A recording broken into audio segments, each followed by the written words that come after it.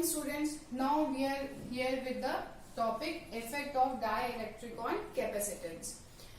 So यहाँ पे हम देखेंगे कि हम इलेक्ट्रिक फील्ड को रिड्यूस करके कैपेसिटेंस को कैसे इंक्रीज कर सकते हैं या बेसिकली कैपेसिटेंस को कैसे इंक्रीज कर सकते हैं विदाउट डिक्रीजिंग एरिया।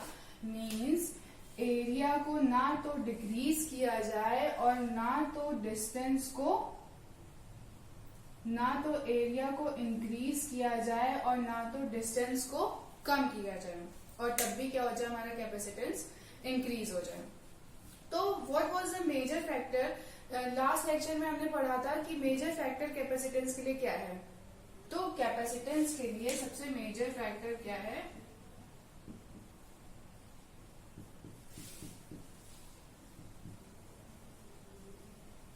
आयनाइजेशन। हमको पता है कि चार्ज कैपेसिटेंस जो होता है वो तब तक चार्ज स्टोर करता है जब तक वहां पे आयनाइजेशन ना हो जाए। Capacitance store charge in the form of energy till ionization.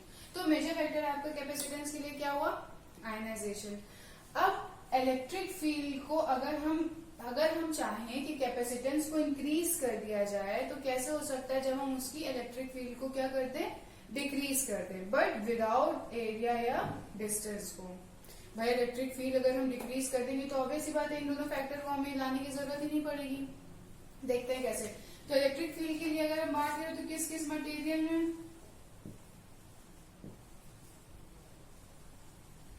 हो सकता है, कंडक्टर और इंसुलेटर। कंडक्टर की बात करें, अब कंडक्टर और इंसुलेटर बेसिकली है क्या, किस बेसिस पे इसमें इलेक्ट्रिक फील्ड काम कर रहा है, या क्यों इंसुलेटर या कंडक्टर में से हम कौन सा मटेरियल उठाएंगे यहाँ पे। तो फर्स्ट ऑफ ऑल अगर हम कंडक्टर की बात करें तो कंडक्टर में उसके एलिमेंट कुछ इस हिसाब से सेट होते हैं कि जब भी हम उसमें एक्सटर्नल इलेक्ट्रिक फील्ड प्रोवाइड कराते हैं तो नेट इलेक्ट्रिक फील्ड आपका 0 हो जाता है। मींस कंडक्टर में आपके कुछ इस हिसाब से मॉलिक्यूल सेट होते हैं। मान लो हमने इलेक्ट्रिक फील्ड किसी भी एक कंडक्टर को प्रोवाइड कराई है, ये आपका कंडक्टर है, तो इसमें चार्जेस कुछ इस हिसाब से सेट होते हैं कि एक्सटर्नल इलेक्ट्रिक फील्ड प्रोवाइड कराने पे हमें नेट इलेक्ट्रिक फील्ड किसके इक्वल मिलती है, 0 हो जाती है। और वहीं आपका इंसुलेटर में क्या होता है, यहाँ पे एलिमेंट्स आपके कुछ ऐसे सेट होते हैं कि हम जब भी उसमें एक्सटर्नल इलेक्ट्रिक फील्ड प्रोवाइड करवाते हैं तो वहां पे वो हमेशा उसको रिड्यूस कर देता है। इट मीन्स अगर यहाँ पे एक्सटर्नल इलेक्ट्रिक फील्ड 100 थी तो इंटरनल वाली को वो काट के क्या कर देता है, ई नेट आपको क्या मिल जाएगा, 0।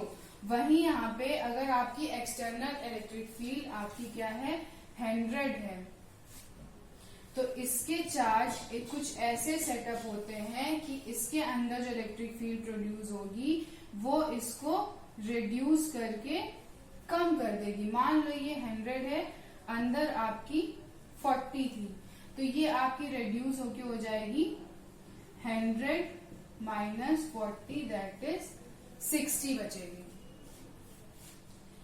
ठीक है। नाउ ये समझ में आया। कंडक्टर के लिए क्या था, आपके कुछ ऐसे मॉलिक्यूल सेट होते हैं कंडक्टर के अंदर कि आपका जब भी उसमें इलेक्ट्रिक फील्ड प्रोवाइड कराते हो तो नेट इलेक्ट्रिक फील्ड हमें क्या मिल जाती है, 0। जबकि इंसुलेटर में क्या होता है आपका, जब भी हम एक्सटर्नल इलेक्ट्रिक फील्ड प्रोवाइड कराते हैं तो उसके मॉलिक्यूल्स कुछ ऐसा सेटअप होते हैं कि वो क्या हो जाता है, रिड्यूस हो जाता है। ठीक। अब देखो इसी को इंसुलेटर को ही टेक्निकल टर्म में क्या कहा गया था, डाई इलेक्ट्रिक। इसका टेक्निकल टर्म में ही नाम था डाई इलेक्ट्रिक। ठीक। अब हम कंसिडर किसको करेंगे, ऑब्वियस सी बात है इंसुलेटर, व्हाई नॉट कंडक्टर। एक क्वेश्चन अराइज हो कि हमने यहाँ पे जब भी हमको लगाना होगा तो हमने डाई इलेक्ट्रिक लिया, why dielectric means insulator क्यों, कंडक्टर क्यों नहीं। क्योंकि इसमें ये नेट इलेक्ट्रिक फील्ड आपकी क्या कर दे रहा है, 0 कर दे रहा है। And we know that capacitance क्या होता है, हमेशा स्टोर करता है चार्जेस को in the form of electric energy. Clear? तो जब आपकी इलेक्ट्रिक फील्ड ही 0 हो जाएगी तो आपका कोई मतलब ही नहीं है उसका। तो हम यहाँ पे कंसीडर क्या करेंगे, इंसुलेटर। तो एक छोटा सा टर्म और जान लीजिए कि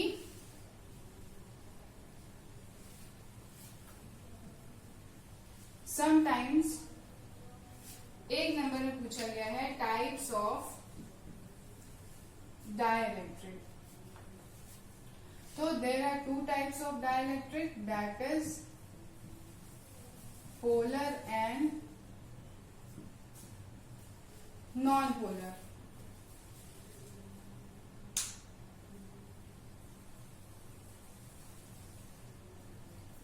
How will you differentiate? तो पोलर क्या होता है आपका, पोलर में हमेशा those type of dielectric in which positive and negative never coincide। In general language में अगर आपको समझाएं तो यहाँ पे क्या आपका फॉर्म करता है, कभी भी पॉजिटिव नेगेटिव आपका कोइंसाइड नहीं कर पाता है, मतलब ये परमानेंटली ऐसा सेट होता है कि ये डाइपोल फॉर्म करता है। ठीक, वहीं पर नॉन पोलर क्या है,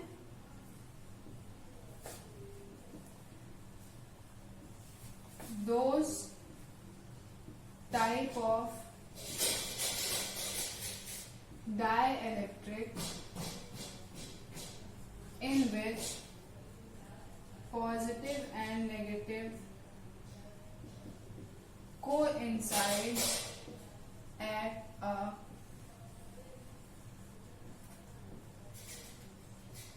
single point।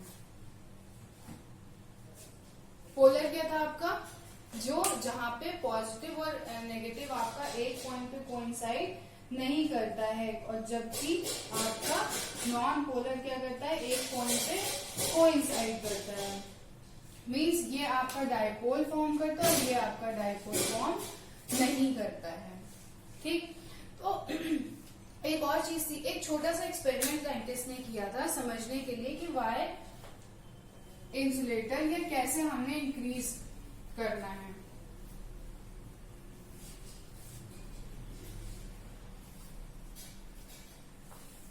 तो देयर वर अ साइंटिस्ट जिन्होंने 2 डाइलेक्ट्रिक स्लैब लिया था और दोनों को अलग अलग एक्सटर्नल इलेक्ट्रिक फील्ड से प्रोवाइड कराया था। मींस 2 डाइलेक्ट्रिक स्लैब लिया, मान लो एक का डाइलेक्ट्रिक कांस्टेंट आपका 2K था और एक का आपका 10K था। इसको उन्होंने प्रोवाइड कराया 100 की एक्सटर्नल इलेक्ट्रिक फील्ड और इसको प्रोवाइड कराया 1000 की इलेक्ट्रिक फील्ड। तो इस एक्सपेरिमेंट के बेसिस पर उन्होंने देखा कि इनको फाइनल इलेक्ट्रिक फील्ड क्या मिल रही है, इसकी मिल गई इनको 50 और वहीं इसकी इनको मिल गई 100।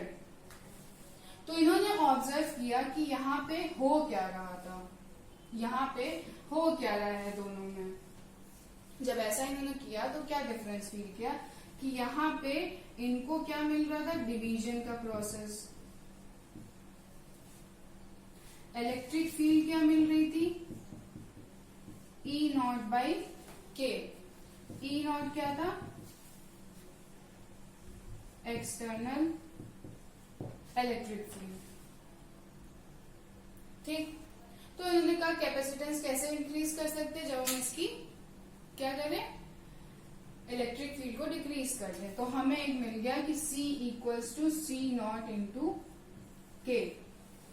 ये तो समझ में आ गया कि एक्सपेरिमेंट किया था इन्होंने, ऐसा फाइंड आउट किया, बट ये कहां से आया, तो ये हम आपका देखेंगे नेक्स्ट लेक्चर में कि ये कैसे हमें मिला है, ये इक्वेशन आपको कैसे मिला।